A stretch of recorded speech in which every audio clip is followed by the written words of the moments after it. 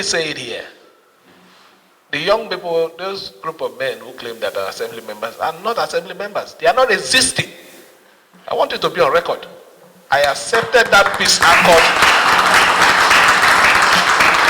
I accepted that peace accord to give them a floating. That's the truth. There was nothing in that peace accord that's a constitutional issue. It's a political solution to a problem. And I accepted it because these were people that were eating in my house. These were people that have helped pay their children's school fees when I wasn't even a governor. So what is the thing there? Yeah, we might have a division, but I believe that one day we could also come together. And that was the reason I did it. But I think it's according to a time when I need to make a statement on this thing, so that they understand that they're not existing. Their existence is me allowing them to exist. If I de-recognize them, they are nowhere. That's the truth. So, I want you to see the sacrifice I've made in the cause of allowing peace to be in our state.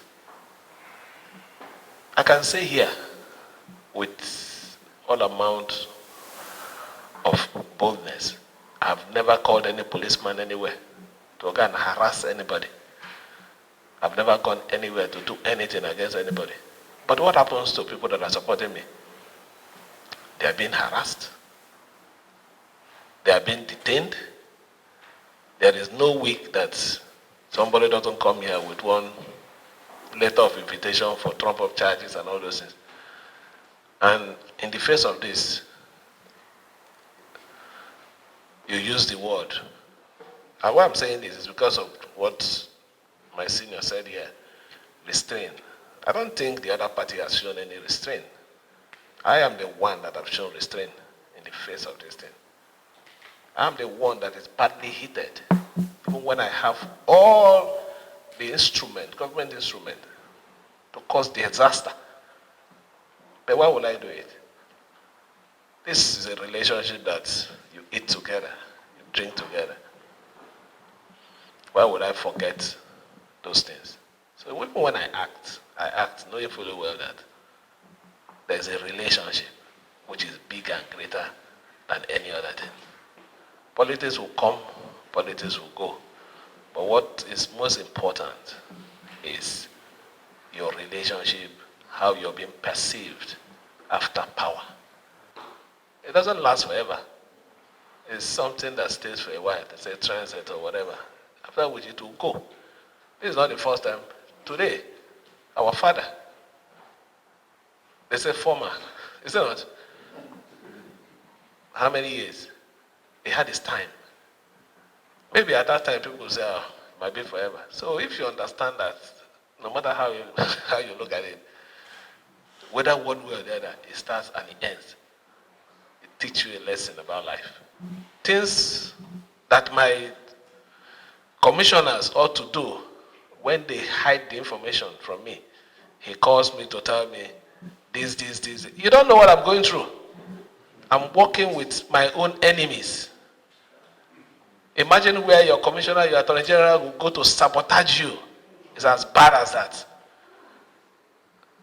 But they will get their reward.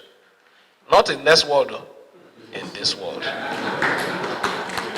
So you see, if I had not gone to reconcile with my brother, I would have been in bigger shit. So I've already started benefiting, reaping the fruits of that relationship, that peaceful relationship.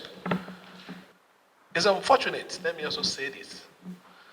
What brought us to this level is, we don't have leaders in River State. Let's not pretend.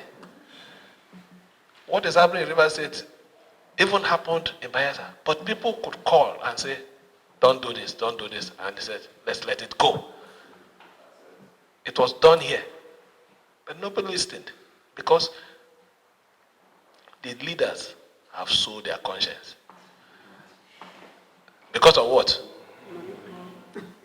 Not even good money. Not good money. If If you're doing something because of money, it should be good money. Me, I want to live here and be that kind of leader that will look at you and tell you the truth. That is what leadership should be. And that is what, when you leave an office, when you are considered an elder statesman, that is the quality of an elder. It's not issue of, let me satisfy, it's going to give me social contract. No, it's not about contract. It's saving the soul of our state. I will continue to do those things that are right to make you people proud.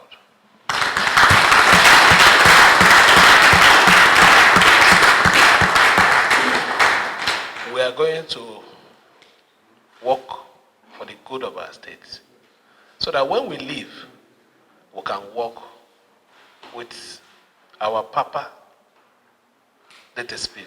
He moves along without police. I see him in Spa. That is when you lead with cleanness of heart. You can't please everybody. But when you know you have not deliberately hurt anybody in the course of discharging your duty.